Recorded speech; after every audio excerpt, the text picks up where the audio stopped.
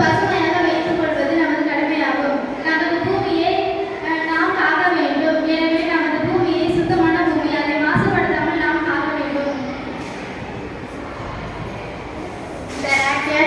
அதாவது விமானம் மூலம் ஏற்படும் புகையினால் நமது பூமி மாசடைகிறது.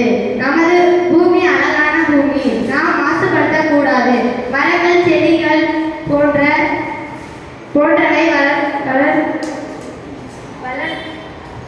வளர்க்க நமது பூமியை வளமான பூமியாக மாற்ற வேண்டும்.